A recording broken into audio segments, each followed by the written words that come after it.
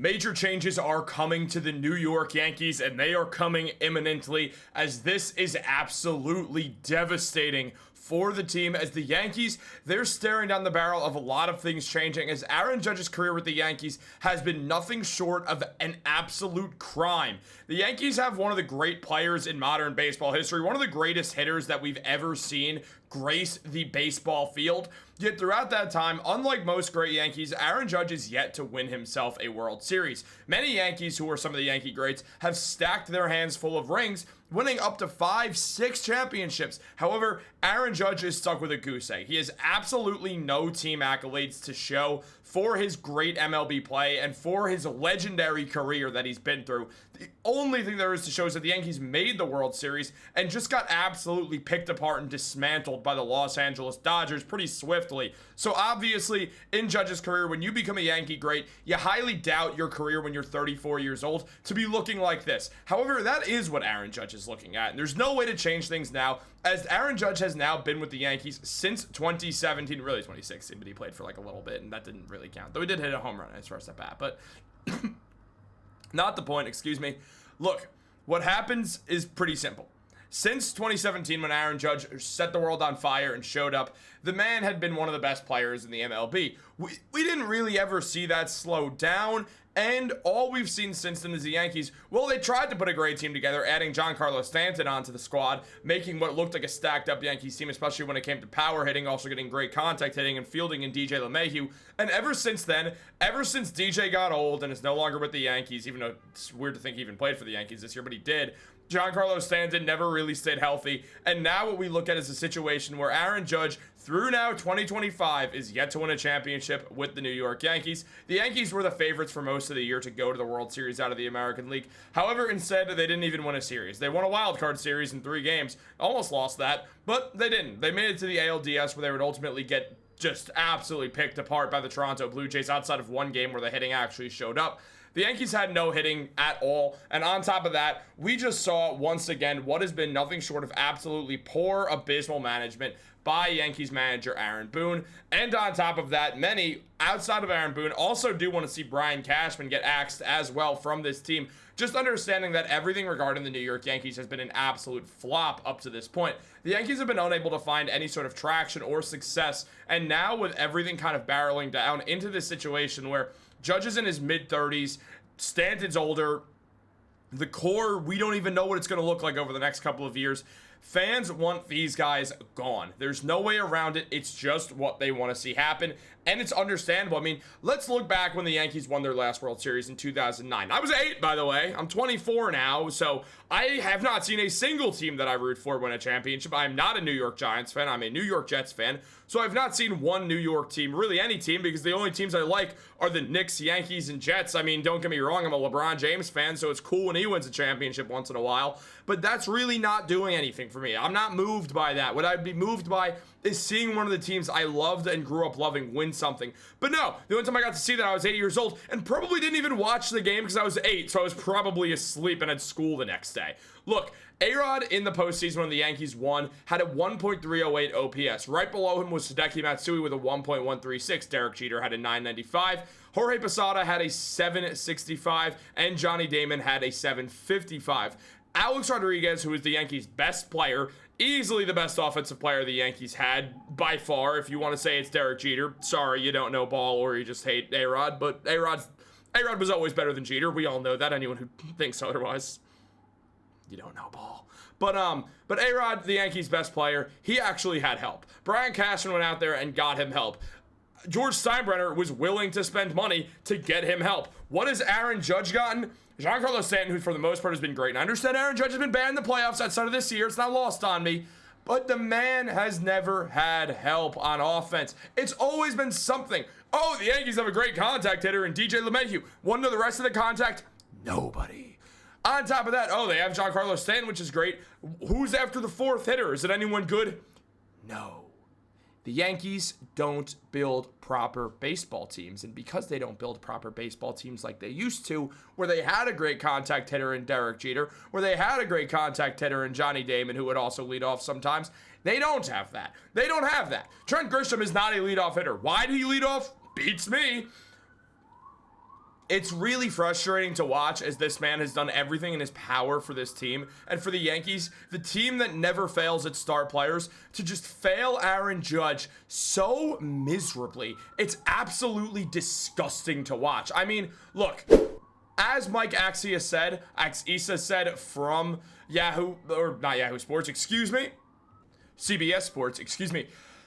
As Axisa said, the Yankees have consistently won in the regular season and against the AL Central teams in the playoffs, but too often the Boone Cashman era have short against top high-spending clubs like the Blue Jays, the Houston Astros, and the Los Angeles Dodgers, amidst others like the Red Sox. But as he continued by saying, I don't mean to pick on the AL Central, but the fact of the matter is that division hosts 5 teams that do not run large payrolls and are often the underdog in postseason series against non-division rivals.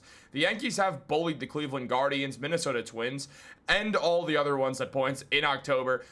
Against teams more on their level, they've consistently come up short. The Yankees were eliminated by the Astros in 2017, the Red Sox in 2018, the Astros in 2019, the Red Sox in 2021, the Astros in 2022, the Dodgers in 2024, and the Blue Jays in 2025.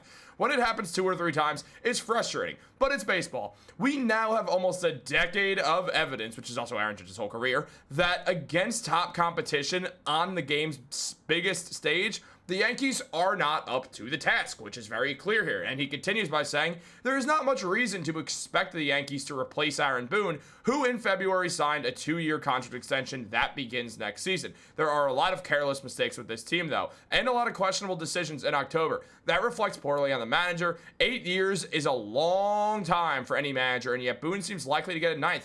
And Cashman is about as secure as any head baseball operations executive in the game. His last name might as well be Steinbrenner. It's hard to see him going anywhere. The team's stability and his continuity also applies to Cashman's department heads, including scouting director Damon Oppenheimer, in the same place since 2005, and analytics department head Michael Fishman, who was also hired in 2005. That's the real thing here. What we see out of this Yankees team through the Aaron Judge era has been losing to other top-tier ball clubs to spend money. The Yankees, they spend less money now. Hal Steinbrenner never was a big baseball guy. He got thrusted into his role because his brother tragically died after their father passed away. And because of that, Hal has been like, let me turn a profit and I'm out of here. That's what's happened. That is what has happened. There's no other way to put it. That is what has happened. So Aaron Judge is, like Don Mattingly, not winning anything with the Yankees. But do you want to know what Don Mattingly is doing right now? If you don't know, he's celebrating as a member of the Blue Jays.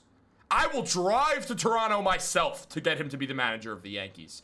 I will get in my car that will not make it from New York to Toronto to New York. It's just not going to happen. The thing is a 2014 Nissan Versa sedan. It's not got much left in the tank.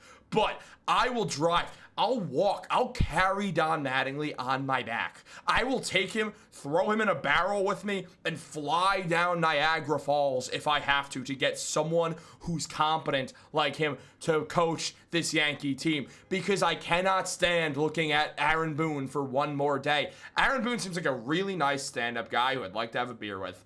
I don't want him managing the Yankees because, frankly, he's just not good at it. Remember how we saw what A-Rod had to work with? This is what Aaron Judge had to work with. Judge, who had a 1.279 OPS, had Cody Bellinger with a 726, Jazz Chisholm with a 594, Anthony Volpe with a 560, Trent Grisham with a 472, and Giancarlo Stanton, who, for the first time in his Yankee career, absolutely sucked it up in the playoffs completely with a 454 OPS.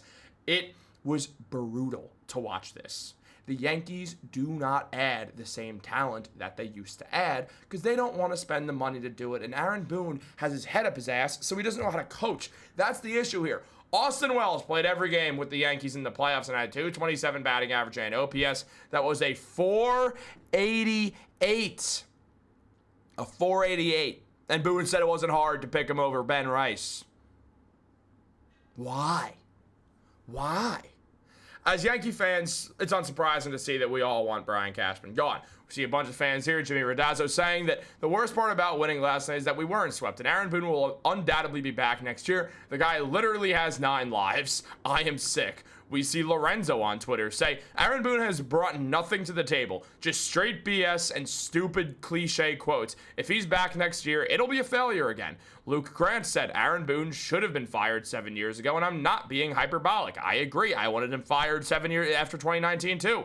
The Yankees haven't won a World Series in 16 years. Brian Cashman has wasted the prime of Aaron Judge, yet he has a lifetime contract. Aaron Boone is a bottom-tier manager, managing the most decorated team in North American sports history. Fire these losers, fire them all. That's the thing. Cashman's never going anywhere. As mentioned by Xisa, his last name might as well be Steinbrenner. We know Brian Cashman's not going anywhere, though. We don't expect Brian Cashman to go anywhere.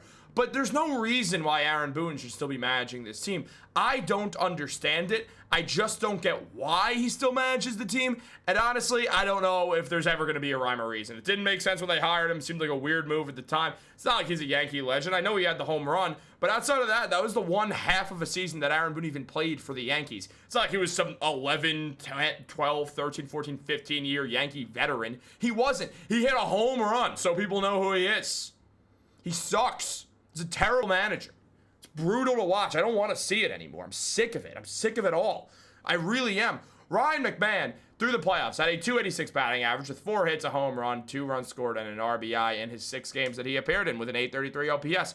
What does Boone do? Pulls him for Ahmed Rosario, who fails to get a diving stop that led to the floodgates opening up, and McMahon getting pulled in a game that he had a home run in. Why did Aaron Boone do that? Because he sucks at managing a baseball team. That's why. That's the reason. That's what happened here. We all know that's the case. That's just what has gone on. That's just how things go. And it's really, really, really, really, really frustrating that time and time again, we have the same discourse after a season. As Yahoo Sports mentioned in regards to players who are free agents, Cody Bellinger is likely to decline his $25 million player option in hopes of landing a multi-year deal after a strong season, while Trent Grisham will undoubtedly be looking to take advantage of a breakout 34 home run season by landing a multi-year deal of his own. Paul Goldschmidt, who signed a 1-year deal last December, will be a free agent and doesn't seem likely to return as the Yankees' primary first baseman after struggling to sustain an impressive April. That means the Yankees will have to address the first base position again. Could that mean that Ben Rice becomes the full-time first baseman in 2026? Rice has also spent time behind the plate in 2025, and Austin Wells hasn't done much to prove he should be New York's long-term catcher. That's the question. What exactly happens? We're going to have to see. We're going to go through another free agency where we're going to have to see a lot. What exactly are the Yankees going to be doing? Obviously, last free agency was dominated by what's Juan Soto going to do. Obviously, as we've talked about enough and don't really have to go back into if George Steinbrenner owned the team or if his son owned the team, obviously, Soto would be a Yankee still. No doubt about it. And they probably would still make those other deals, like the Devin Williams deal. They probably still go out there and sign Max Fried. They would do all that because that's how the Yankees used to roll. That's not how the Yankees roll anymore. They're very much more penny pinching now. And since they're not playing with a higher payroll, they found themselves losing on free agent bids. It's happened before and it'll happen again. At the end of the day, there's a slew of great free agents out there. The Yankees have multiple positions to address. Is Ben Rice the first baseman, or are you looking for a different catcher? Are you trusting Austin Wells to be behind the plate? Is Ben Rice going to stay behind the plate? What is going to happen? The Yankees obviously do have some interest in a few first basemen. We're going to go over that in the next coming days as well, just gearing up for free agency and all that stuff. On top of that, what we're also going to be seeing is talks about pitching. Next year, we do know the Yankees have a lot of starters. Gerrit Cole, Max Fried, Carlos Rodon, Cam Schlittler, all 4 of them we know are going to be there. Cole will be back. We'll see him again. He might not be back at the first beginning of the season, but he might. We're yet to see. Also, we're yet to see how Cole comes back from his first Tommy John surgery. On top of that, what we're also going to see is what exactly happens with guys like Luis Heel and Will Warren. Which one of them stays? Which one of them goes? It's going to be an interesting question. Is one of them going to go to the bullpen? There's a lot of stuff to consider going into next season. Do the Yankees want to spend more money on pitching? Maybe they do. But if the Yankees want to spend more money on pitching, it has to be towards what was just abysmal bullpen. I don't expect Devin Williams to be back after what was a terrible season for him. He probably wants to get as far away from New York as possible to reset his mind and get back into being the airbender that he was. I imagine Luke Weaver's gone because the way that he played recently. That leaves David Bednar, that leaves Camilo Duvall, and it leaves maybe the Yankees probably re-signing Tim Hill, if I had to guess. Outside of that, it's unclear what they're going to do. They obviously need more lefty relievers. They obviously need a better bullpen. That's the number one thing the Yankees have to go out there and do going into this offseason. You fix the bullpen, you figure out what your long-term plan is at first base and catcher. Oh yeah, and also what the hell happens with Anthony Volpe? Do you go out there and try to poach Bo Bichette? You probably should, just because screw it. If nothing else, try to stick it to the Blue Jays for beating you. Will it work? I don't know, but I'm saying it's an idea. Obviously, this video is very long. After my teams get eliminated, whether it's the Knicks or the Yankees, I do tend to make these videos a little bit longer, just to go over everything that's obviously happened. And I usually like to end it on a similar sentiment that I'm not one of those people who likes to say, well, there's always next year, it's fine, it's just a game. Because, I mean, it's not. It's, sports is weird in a lot of ways. It takes our mind off things that I don't want to say truly matter, but like, say you're just having a terrible day. The beauty of baseball, basketball, football, soccer, hockey, the UFC, boxing, insert sports here that I'm not naming right now. The beauty of it is it distracts you from life. It distracts you from what we call life's real problems. At the end of the day, baseball, all these sports, it gives us real feelings. It gives us real emotion. We actually care about what happens. It matters to us. It matters to us. These players' lives matter to us. It's not just how they can hit a ball. We care about them as human beings. We like seeing what they post on social media, like on a random off day when Aaron Judge is out there just walking his dogs, having a great day with his wife. It's a really nice thing. When all this stuff comes around, we do actually care for these players as human beings. We care about their lives. We care about how baseball and, again, all sports go. We care. It's just part of life. I hate to say the stuff like there's always next year, but the beauty of sports is there will be another season. And maybe the Yankees do have something different, but it doesn't feel like that now. It doesn't feel like we want to wait till a literal year from now to see if maybe the Yankees can even get to the ALCS, let alone try to go out there and win a World Series. Look, man, I'm 24 years old. I've never seen the Knicks, the Jets, or the Yankees win something outside of when I was 8 years old with the Yankees. I didn't really care because, frankly, I was 8. Sports is a beautiful thing because it's always going to let us kind of get out a lot of tension and emotion on something that's fun for the most part. And at the end of the day, I truly believe that without sports, the world would be a worse place. It's a great way to just spend time and have fun. It's created great friendships. It's led to my job at Digest Media. It's the one thing I ever want to do is talk about sports. So getting to do that is absolutely awesome. I've made so many literal lifelong friends through this in places that I never thought I'd be to. For instance, going up to Newfoundland or going to Montreal and going to the Osheaga Music Festival with a bunch of people who I barely knew. With one person who I'd met in one time before invites me and I make 9 new friends from that. Like, sports creates relationships that you never expect. I don't talk about my personal life much on this because nobody cares and nobody should care. I had a long-term girlfriend who I met at a Yankees game. Stuff like that, like, it matters. Sports are great. It's the best thing in the world. I really hope for everyone out there, even for rival teams. I see a team win a championship. It feels good because you know how much there's people like us who go out there and care.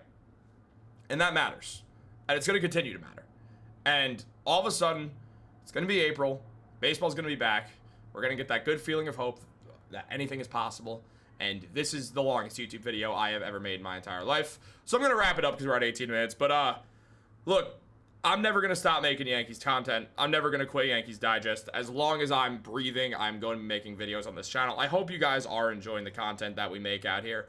I will never probably make a video this long again unless they win the World Series. But who knows? Never say never because sports, saying never usually, you get proven wrong. So I hope the Yankees prove us all wrong and show that they are still trying to win a championship and that we could see Aaron Judge get one because no one in baseball deserves one more.